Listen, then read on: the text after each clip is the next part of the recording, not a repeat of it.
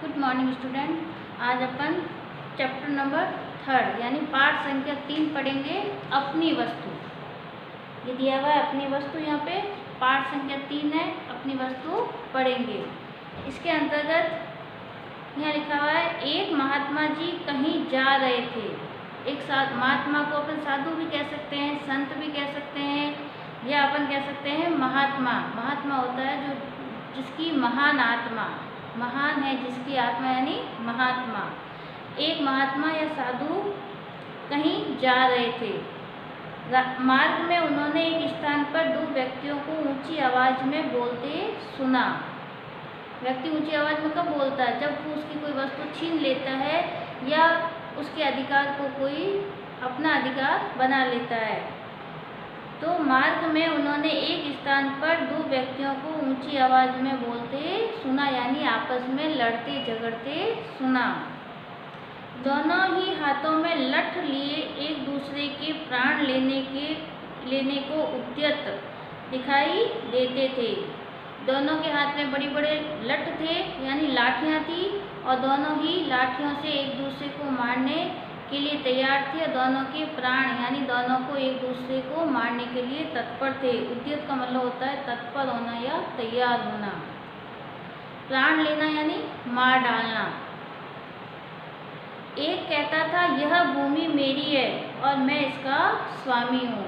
पहला व्यक्ति कहता है, यह जो भूमि है, ये जो धरती है, ये जो भूमि का भाग है वो मेरा है और मैं इसका क्या हूँ? स्वामी हूँ यानी मालिक हूँ।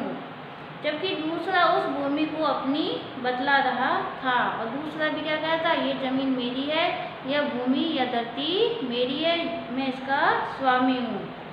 उस भूमि पर अपना अपना स्वामित्व जतलाने के लिए दोनों ही क्रोध से लाल पीले हो रहे थे। उस भूमि पर अपना अपना अधिकार बताने के लिए दोनों ही क्या हो रहे थे? स्वामित्व का मतलब होता है अधिकार या हक बताने के लिए दोनों क्या कर रहे थे? क्रोध में लाल पीले होना यानी बहुत ही अत्यधिक गुस्सा हो रहे थे, अत्यधिक क्रोधित हो रहे थे। अपने अपने पक्ष में दलीलें दे रहे थे। अपने अपने पक्ष में वो क्या कहते थे? अपने मत दे रहे थे, अपनी राय दे रहे थे, अपनी अपनी बात रख रहे थे। दलील को और क्या कहते हैं? तर्क भी कहते हैं, अपना मत भी कहते हैं, अपनी राय भी कहते हैं। तो वह अपनी अपनी मत या अपनी अपनी बात कह रहे थे। संत महात्मा तो स्वभाव से ही दयालु और परोपकारी होते हैं। संत साधु सन्यासी कैसे होते हैं? हमेशा दयालु होते हैं, उनके हृदय में दया होती है, और साथ में वे परोपकारी, दूसरों पर उपकार करने वाले, पर प्लस उपकार यानी दूसरों पर उपकार करने वाले होते हैं, यानी दूसरों की भलाई करने वाले। सदैव सबका भला ही चाहते हैं। सदैव यानी हमेशा, हमेशा वो क्या करते हैं? सभी का भला ही, सभी भला ही चाहते हैं। उन्होंने मन ही मन विचार किया कि ये दोनों लड़ाई झगड़ा करके व्यर्थ ही अपने प्राण गंवाने पर तुले हैं। कि उन्हें ऐसा लगा कि ये दोनों आपस में लड़ रहे हैं, और लड़ते लड़ते जब क्रोध आता है, गुस्सा आता है, तो हम अपने नियंत्रण में नहीं रहते, हमारा नियंत्रण समाप्त हो जाता है, तो हम उस गुस्से के अंदर कुछ भी कर लेते हैं, किसी के प्राण भी ले लेते हैं। तो उसी प्रकार यहाँ पर महात्मा जी को ऐसा लग रहा है कि दोनों लड़ते लड़ते एक दूसरे का प्राण न ले लें, या एक दूसरे की हत्या या एक दूसरे को मार न दें। अतएव इन्हें समझा बुझाकर शांत करने और इनका आपस में समझौता कराने का प्रयास करना चाहिए। इसलिए आपस में क्या करना चाहिए? इनको समझाना चाहिए, यानी उनको समझा बुझाकर उनके जो क्रोध को शांत करना चाहिए, ताकि किसी प्रकार की कोई दुर्घटना या अनहोनी न हो, या दोनों में से किसी के भी प्राण न जाएं।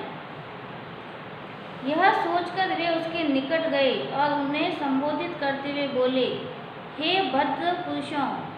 उन दोनों को संबोधित करते हुए, जब अपन को किसी का नाम पता नहीं होता तो अपन क्या कहते हैं? महोदय।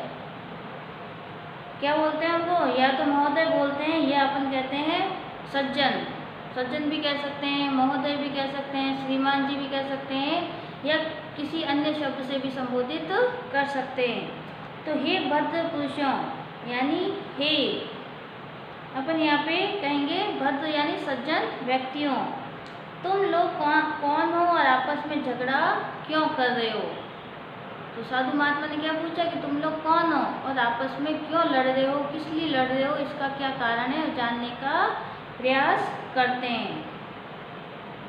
तो इसके अंतर्गत आपको आज अपन यहाँ तक ही पढ़ेंगे कि एक महात्मा थे, महात्मा जा रहे थे, रास्ते में दो व्यक्ति लड़ रहे थे आपस में अपनी अपनी ज़मीन पर अधिकार के लिए, और जब महात्मा ने उन्हें रोकने का प्रयास किया ताकि वहाँ पे कोई अनहोनी या दुर्घटना न हो जाए, तो उनका परिचय लेते हुए प्रश्न किया। अब आपको इसके अंतर्गत आपको क्या करना है, इसके अंदर जो ये दिए हुए शब्दार्थ हैं, ये जो फर्स्ट में ये वाले शब्दार्थ और यहाँ पे नीचे ये जो शब्दार्थ दिए हुए हैं, इसके अंदर होमवर्क के अंतर्गत आपको शब्दार्थ करने हैं। और अगली क्लास के अंदर अपन पैराग्राफ नंबर 3 और 4 पढ़ेंगे।